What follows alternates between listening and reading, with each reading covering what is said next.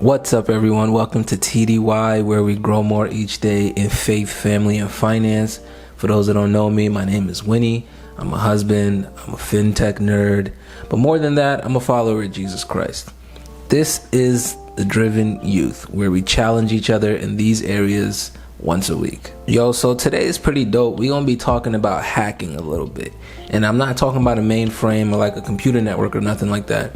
I'm gonna be talking about our RAS, our Reticular Activating System, and how we can actually hack it to be able to achieve our goals more efficiently. We're gonna cover what a RAS is, how it helps, what it does, and then we also gonna look at how we can tune it, or train it rather, to help us achieve our goals. You don't wanna miss this. Stick around, y'all.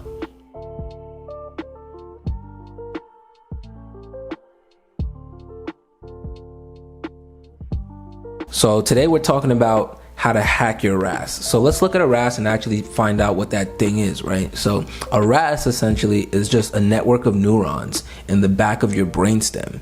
And its job really is to regulate like sleep-wake functions and the different transitions. And the way that it does this is it filters unnecessary noise so that the messages that need to be processed can actually be processed thoroughly. So this is where it gets interesting, right? Because it's literally the piece of your brain that decides, quote unquote, what is important to you or not, right? What information is filtered out versus what is kept in. Also, your RAS is gonna filter what you see and how you see it through the parameters that you give it. And oftentimes those are our beliefs, right? So essentially your RAS can even go as far as to validate your belief system. If you see the world as constantly negative, then you will constantly see images, or rather data points, that support that hypothesis. So for example, you know when you buy a new car and now all of a sudden you just see that car everywhere you go?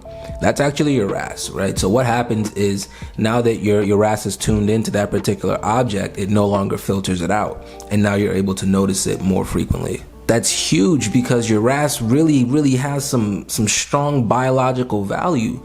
If you think about it, if your brain had to process every bit of information that traveled into it every bit of every day, your brain would literally explode.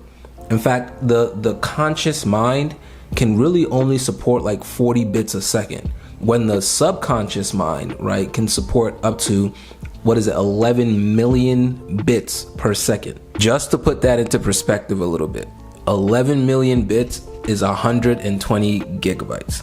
120 gigs is about 15 2-hour-long movies. Now imagine watching 15 2-hour-long movies, memorizing every color, every shape, every dimension, every detail, every word of everything ever said in that.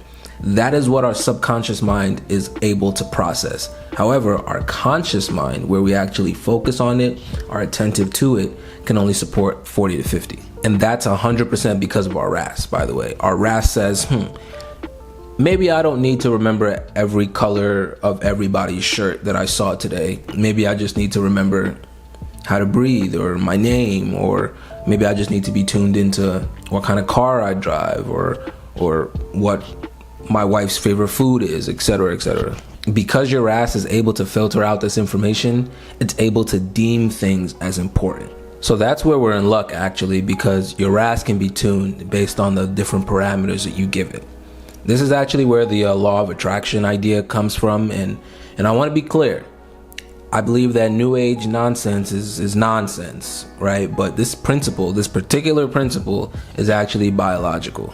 Your RAS can help you see what you want to see, and in doing so, it will shape your beliefs, it will shape your actions, it will shape your decisions, and ultimately your life. So this becomes extremely important for people trying to actualize success or reach a certain goal. This is great for us positive, optimistic dreamers, right? But unfortunately, it works conversely as well.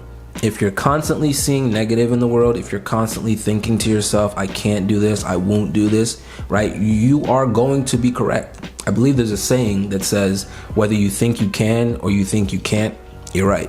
So that's what the RAS is. It's amazing. It's a God-given tool.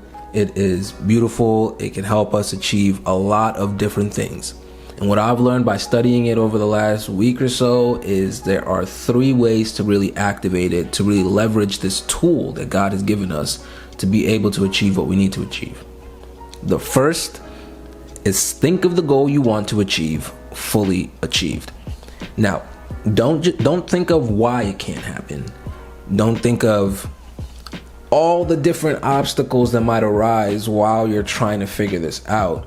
Just imagine in your mind, picture yourself fully achieving that goal. The Bible actually says in Ephesians 3:20, now unto him that is able to do exceedingly abundantly above all that we can ask or think, according to the power that worketh in us. This means 2 things are in constant communication with God all the time: our thoughts and our words. And what I'm suggesting to you is, before you can even conceptualize and verbalize it, just think about it. Picture it completely done. Not only is this a biblical principle, right? This is also biological.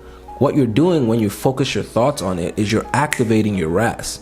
Now your RAS is activated, your reticular activating system will now begin to filter in and out different information that you can then assimilate, put together, that will lend towards your ultimate goal. And I think the craziest part about it is these opportunities that your RAS is now going to pick up on once you just start thinking about it and thinking about it deeply, they were already there. They were just being filtered out. So these are present opportunities that your RAS is now indexing on, which you can begin to leverage and capitalize on. Yeah, that's dope, because like these opportunities, like they're not just coming out of nowhere just because you decided to focus on it, right? Like they've been there already. You're just missing them because you're not focusing on it. All right, cool. So the next thing you want to do is you want to write it down. So there's tons of literature on the benefits of writing something down, but just to condense for us really quickly, what you do when you write something down is you actually marry your subconscious mind with your conscious actions or your conscious will. Think about it. If your brain isn't worried about remembering everything, you can actually begin to process things way more efficiently. This is called setting intent, being intentional. When you do this, your RAS actually activates. It deems that object as important. So now you begin to see things around you that lend towards the completion of that task or lend to that topic. Also, the Bible does say, write the vision, make it clear so that those who see it may run. And I truly, truly believe that when you have a clear-cut vision and when it's outlined specifically, not only are you increasing your faith and your ability to get that done, you also are able to elicit help from other people. Think about it. If somebody told you, bro, I need help, the next thing you're gonna ask is, with what? And what if they just say, I just need help, bro. I need help. That person is a lot more likely not to be helped than somebody that says, yo, I need XYZ done by ABC, done at this particular place at this particular time. When you give details to something, somebody can now conceptualize that, right? Put themselves in that situation and be able to be of service a lot more efficiently than if it's just abstract and thrown out like that. Setting that clear-cut vision, writing it down, elicits help. And the last step to doing this is parameterizing your actions. It's not enough just to think about doing something and writing it down. If you actually don't take decisive actions to accomplish this goal, nothing gets accomplished, right? That goes without saying. So one of the best ways that I've found that you can take these decisive actions is to parameterize your actions. And this is what I mean. I don't rely on my self-will or my strength to do anything. I literally put barriers, I put restrictions on myself to ensure that I am moving the way that I'm supposed to move. My personal philosophy is that the steps that you take to achieve a goal should be the goal itself. So, for example, let's say somebody wants to make $100,000 a year. Well, they might say something like, wow, I really want to make $100,000 a year. That doesn't sound like a goal to me. That sounds like a wish. A goal is more detailed. A goal answers the question, how? A goal says, to sell $100,000, I need to make sure that I'm talking to or I'm selling 500 units of this price at $200 a unit, which means I have to talk to 800 people if I'm gonna sell 500 units, which means I have to wake up early in the morning to get that done, etc., etc., etc. Goals are action oriented. And the problem with us a lot of the time when we set these goals is we think that we are strong enough to stick to them. That's not the case. To be able to stick to our goals, we need to place parameters in front of us and around us and behind us to make sure that we're always on track. For example, if my goal is to make that $100,000 a year, I'm not starting at setting a parameter for myself in the beginning. No, I'm starting the night before because I know I have to go to sleep early to wake up early in the morning. So what I'm doing at 10:30, I'm putting my phone arm's distance away from me. I'm in the bed with my eyes closed. I'm setting a parameter for myself. The goal in question to focus on should never be the ultimate finish. It should always be the intermediate steps. And actually, James Clear talks about this in his book, Atomic Habits.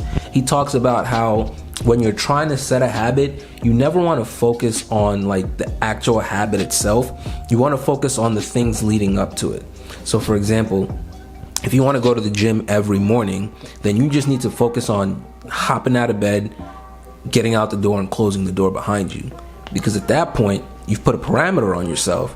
It's really too late to turn back now. By setting parameters, you're actually neutralizing your worst enemy, yourself. So today we learned what a RAS is and how to activate our reticular activating systems and how important it is to achieving our specified goals.